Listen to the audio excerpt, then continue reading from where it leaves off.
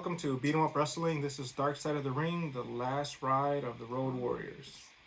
Yeah, I think everybody that likes wrestling in their life will always remember the guys with the shoulder pads and the spikes coming out and the face paint. I think like that was like one thing in my mind. I always Yeah, thought it was cool. I don't think I've met anybody that didn't like the Road Warriors Yeah. that were into wrestling. They were so iconic. Um, they were a huge part of wrestling in the early '90s. Yeah, super Um, huge. so it starts off with Animal and Hawk, which are the two Road Warriors. It's Animal talking about how they first met. They met at I think it was Jesse the Body Ventura's gym. Yeah, they're all from was it Minnesota? Yeah. There was like a divide in the like area they lived in. So like one was lived on one side of the tracks, one lived on the other. But yeah, a lot of wrestlers came out from that area.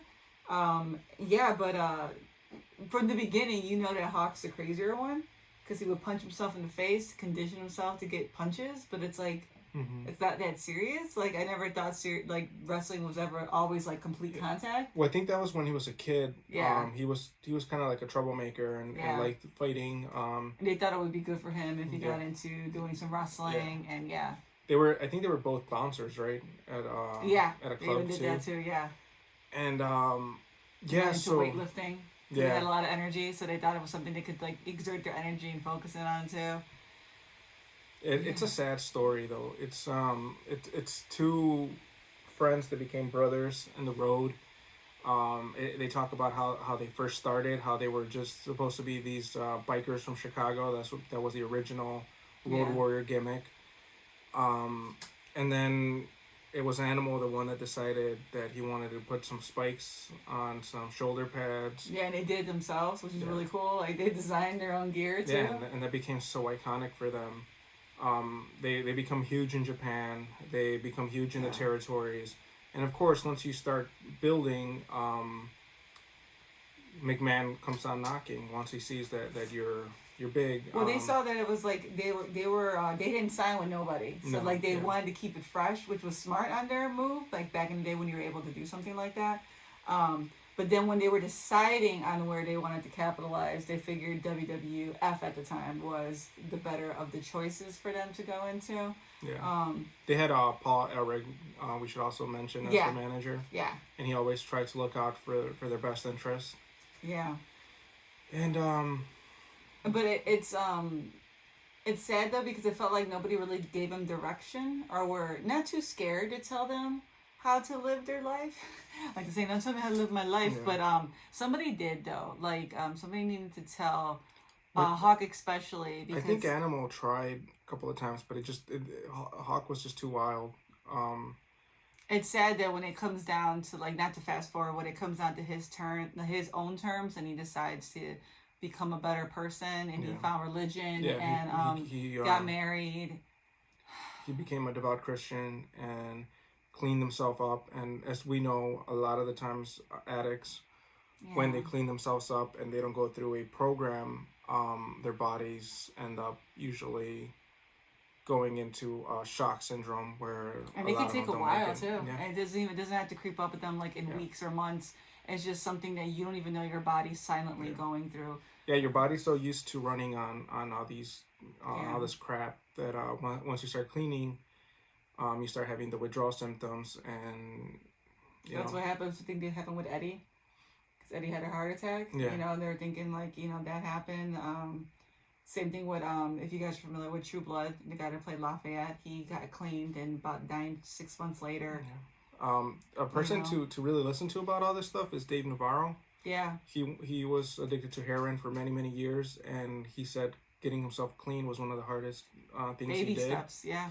And if it wasn't for a program that helped him out, he said he probably would be dead now. He's a big advocate about rehabilitation rehab. and all that stuff. So And having your doctors monitor you, because you're never really ever fully clean. no, like how he says, like, to bring back Nate Navarro, he Yeah. says, once you're an addict, you're not ever gonna not be an Have the addict, struggle, because he says like there's moments where his body is wanting that drug, so it's something that he suffers through his whole life.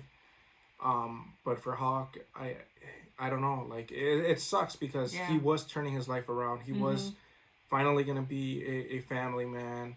He had found Christ. He had found all this stuff that was finally taking him away from the partying and the abuse that he was putting his body through. And he died so young too. I think he was like in his 40s. Yeah. It sucks though because it kind of like we're gonna review the Von Erichs too, but it's like it was just Hawk and Animal. an Animal, but then they started expanding on their brand too. Yeah.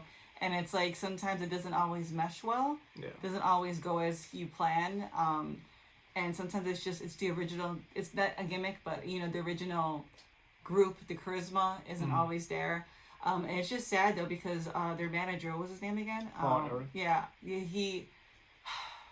It always goes down to the testimony of these people, and that's why like the Owen Hart one's going to be hard to watch. Yeah. Because he remembered what he said at his, The eulogy. eulogy that he had, and they were all just very torn up about it, and it just. Yeah. But in a way, I kind of when I was watching this one, I don't know how far in life Hawk would have gotten if he didn't have wrestling. He didn't look like he was on a straight and narrow to begin with. And even though his life was short, I wonder if it actually prolonged his life from the area they said they came from, and the stuff he would do and the fights he would get picked on and start picking on other people. I'm not sure what kind of lifestyle he would have lived if he didn't have wrestling and he didn't have Animal and his manager to get him through some of those harder times. He could have definitely been gone a lot sooner. Yeah, he was living life on, like how they say, fast. Yeah, the fast lane, pedal to the metal, and it was he. Because where were they in WWE? Doomsday? Yeah, I think they were No, right? No, the Legion of Doom. The Legion of Doom. Yeah, there was something with Doom. I was like, I know it was something with Doom. Yeah, the Legion of Doom, and it was still solid. Yeah. Like, because I remember that one. Like, I remember the Road Warriors. I remember that, but then I also remember the time where I was really, really young and I got confused because I was like, I remember it being the Road Warriors.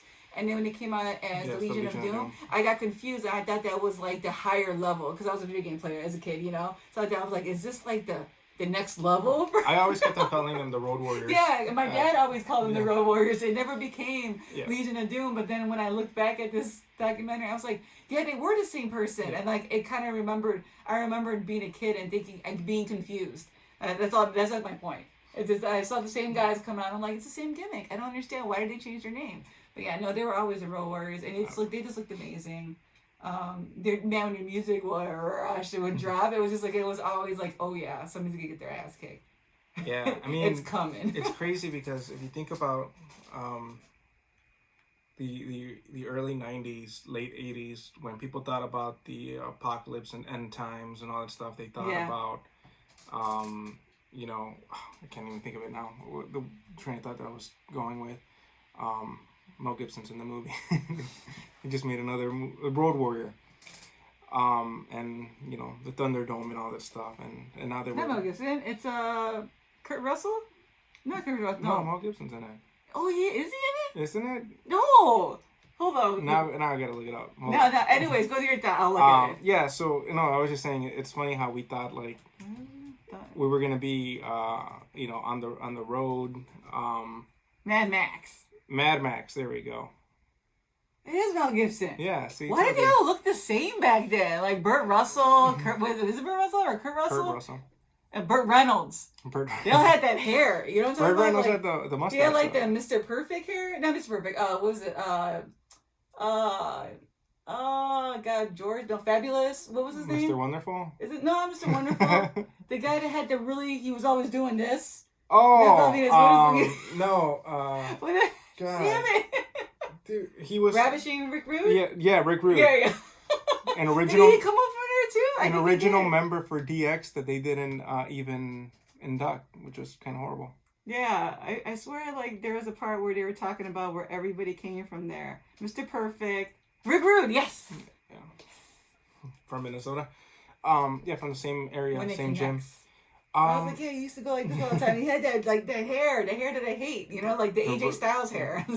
It still sucks that he got snubbed from the DX Hall of Fame thing. Yeah. But yeah, going back to it, it's a very good episode. Yeah. It gives you a lot of history about where they've been prior. If you're only a WCW, WWE, very independent person, like, and you don't remember New Japan, like, they were huge before even New Japan existed, and that was pretty cool to see back then how big Japan loved wrestling. Like, I would have never even thought of that as a kid growing up. Even like in high school, I would have never thought of Japan being so big in wrestling. I just got to view the world as small as I did back then. That's kind of like what I'm getting to. Like, I just didn't know the reach. I just didn't. You just don't think about it. Yeah. You know, like, I know about, like, you know, lucha libre because we're Hispanic, and like I understood that, you know, Mexicans and Spaniards or whatever, they used to wrestle. I get it, but I just didn't. I don't know. I just didn't put it 1 and 2 together. Yeah, no, it's a really good episode. I was kind of scared watching this because I was like, oh man, I remember them being so awesome, and like the things that I learned from it is most of the stuff we know. Yeah, it wasn't like more a Pandora's box. Yeah, it wasn't stuff. like we found out that they were like murderers and rapists and stuff like that, like we normally find out in Dark Side of the Ring. They look like brute guys. Yeah. They were brute guys, Yep. and they lived that life. Yeah. And yeah, it's sad. I'm grateful for the memories and the Hawk, you know, you're still like, missed. Yeah, like everything you guys did in the ring and that I was able to enjoy as a kid and build memories on. I'm you know, you guys lived your life and touched so many other lives around you. You shaped so many tag teams. You And guys were like in sync. They were always one of the coolest tag teams to watch. Yeah. Yeah, like you couldn't. It's like they say, like a tag team is like what your two halves put together to make one. They were always like perfectly put together. Like, you know that you were gonna get ass kicking, and they were just two good characters, and they just gelled. And his promos that he would have, the stuff that he would scream, and, it was always good. That's always remembered too. They're always gonna be an iconic tag team for wrestling, and it sucks. You know, Hawk should have been here, and unfortunately, it wasn't an overdose that got him. It was just his body was. And I guess that's a silver lining. Yeah. At least he died clean. It still Happy. sucks. He left a wife behind. Yeah. So thoughts to his family that he left behind, all the people he left behind, all his friends. Yeah. And fans that grew up with him and still, you know, miss him. Yeah, definitely. So, yeah, this was a good episode. It was a good episode. Definitely catch it. It's the second to the last of the season.